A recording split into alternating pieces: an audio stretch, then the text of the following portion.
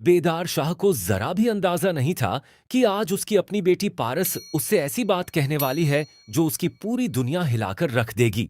तन्हाई में मौका मिलते ही पारस ने हिम्मत जुटाई और अपने दिल का राज अपने अब्बू के सामने खोल दिया। कांपती हुई आवाज में उसने कहा, हाँ अब्बू, मैं अब आपसे कुछ भी छुपाना नहीं चाहती। मुझे जवार बख्त से मोहब्बत हो चुकी है और मैं निकाह भी सिर्फ उसी से करना चाहती हूँ। उसके अलावा किसी और के बारे में मैं सोच भी नहीं सकती। ये अल्फाज सुनते ही बेदार शाह जैसे पत्थर का हो गया। उसके चेहरे का रंग उड़ गया और कुछ लम्हों तक उसे यकीन ही नहीं आया कि उसकी अपनी बेटी उसके सामने ऐसी बात कर सकती है।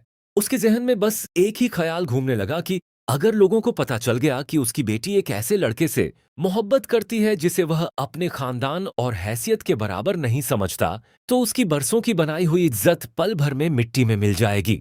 इसी सोच के साथ उसने उसी वक्त अपने दिल में एक सख्त फैसला कर लिया।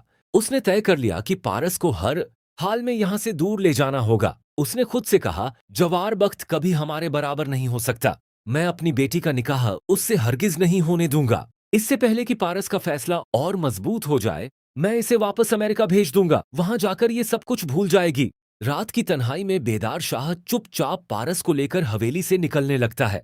उसकी कोशिश होती है कि किसी को इस बात की भनक तक न लगे।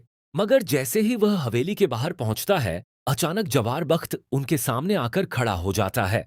अदब के साथ वह बेदार शाह का रास्ता रोकते हुए कहता है, सर, आप ऐसा नहीं कर सकते। अगर आप जा रहे हैं तो कम से कम वजह तो बता दीजिए। इतनी रात गए पारस को लेकर कहाँ जा रहे हैं? इतने में एजाज बख्त भी वहां पहुंच जाता है। वह हैरानी से बेदार शाह की तरफ देखकर कहता है, इतने अरसे की नाराजगी के बाद तुम मेरे घर आए थे, लेकिन अब बिना कुछ बताए वापस जा रहे हो। आखिर ऐसी कौन सी बात हो गई कि तुमने रातों रात जाने का फैसला कर लिया? बेदार शाह गुस्से में जवाब देता है, मेरी बेटी यहाँ बिल्कुल महफूज नहीं है। मैं इसे वापस अमेरिका भेज रहा हूँ। मैं नहीं चाहता कि ये यहाँ रहकर अपनी जिंदगी बर्बाद करे। यही मेरे लिए सबसे बेहतर फैसला है। बेदार शाह की ये बात सुनते ही पारस से खामोश नहीं रहा जाता। वह आगे बढ़ती है और सबके सामने पूरी सच्चाई बयान कर देती है। आंखों में आंसू होते हैं, लेकिन इस बार उसकी आवाज में डर नहीं, बल्कि अपनी मोहब्बत के लिए लड़ने का हौसला होता है। वह जवार बख्त की तरफ देखकर कहती है, मैंने सिर्फ अपने अब्बू से हमारी शादी की बात की थी। मैंने उन्हें बता दिया कि मैं तुमसे मोहब्बत करती हूँ और तुम्हारे अलावा किसी से निकाह नहीं करूंगी। लेकिन मेरी बात सुनने के बजाय ये मुझे जबरदस्ती यहाँ से लेकर जा रहे हैं। अगर आज तुमने मुझे नहीं रोका, तो शायद मैं हमेशा के लिए तुमसे दूर हो जाऊंगी। अगर तुम्हें सच में मुझसे मोहब्बत है, तो मुझे यहाँ से जाने मत दो, क्योंकि मेरा दिल अब सिर्फ तुम्हारा है।